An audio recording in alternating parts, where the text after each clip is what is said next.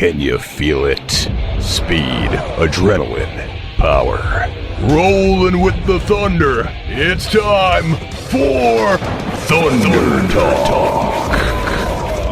Brought to you by Jailhouse Saloon. Now, here's your host, Dan Bailey. The 2018 racing season at Mississippi Thunder Speedway may be winding down, but it is not over, not by a long shot. As a matter of fact, more green flag action this Saturday night. This Saturday is the second annual Redneck 200. I know, we may bend a few feathers with a name like that, but it's all in good fun. Imagine the Harmston Trucking MTS Hornet Division battling for about 200 laps with almost 100 cars on the track at the same time. That's what the Redneck 200 is all about. It's about having a little fun and seeing how long, quite frankly, you can survive. Joining me this week on Thunder Talk is the defending champion. That's right, the 2017 winner of the Redneck 200, Nate Coopman. Nate, first of all, thanks for joining us to talk a little bit about this Saturday's Redneck 200 on Thunder Talk. Thanks a lot. So, Nate, the first question is last year's Redneck 200. It was a first of its kind event, at least at Mississippi Thunder Speedway. When you rolled into MTS, were you thinking, hey, this might be my day? I think I got something for the competition here. I don't know about that. I guess my biggest goal is to always try to finish the race, and them can be pretty hard to do sometimes.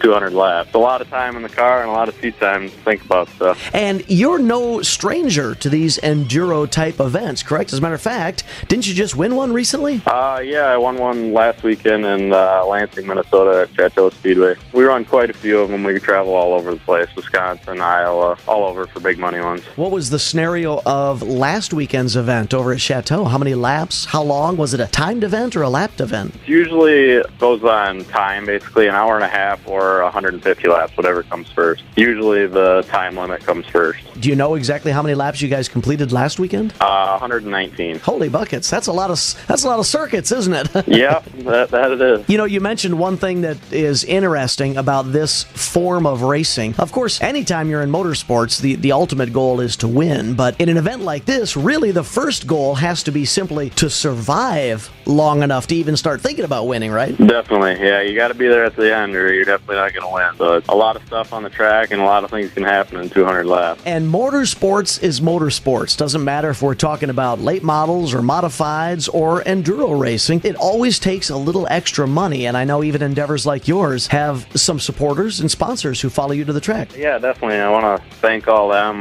Dan Knish at Knish Customs, Automotive and Upholstery, Mankato Crank and Chrome, Boschko Building Supply, City Limits Bar and Grill, Tyndall and Associates Accounting and Tax Service, and TBG, Garrett Jacobson. You know, that leads me into my next question. When you enter an event like this, is it even worth trying to put together some sort of strategy? Or do you just have to see what happens? Yeah, stay out of trouble.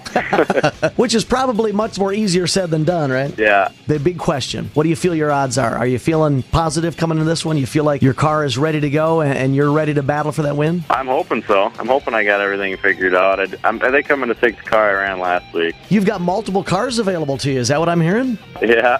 So how do you make a decision? Is it going to be whatever one looks the most appealing to you on Saturday morning?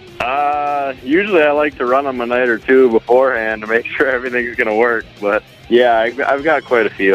My wife races too, and then the father-in-law, and then also my dad will be there as well. So we got quite a few cars.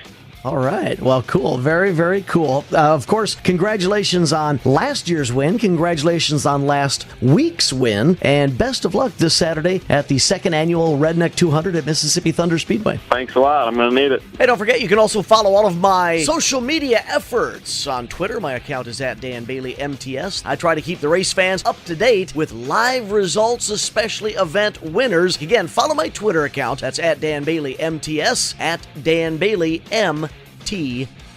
That was Thunder Talk with Dan Bailey, brought to you by Jailhouse Saloon. Listen to Live Trackside every Friday on AM 1380 KG Country, and don't forget to vote for the Driver of the Week on the Mississippi Thunder Speedway's Facebook page. Thunder Talk with Dan Bailey. Come on down to the Jailhouse Saloon. Yeah, come on down to the Jailhouse Saloon. The Jailhouse Saloon is where everyone wants to do time. Come on in and nab up some of the best homemade pizza around. The Jailhouse has happy hour weekdays from 2 until 6, free pool on Mondays, and lunch every day at a great price. The Jailhouse Saloon where everyone wants to do time.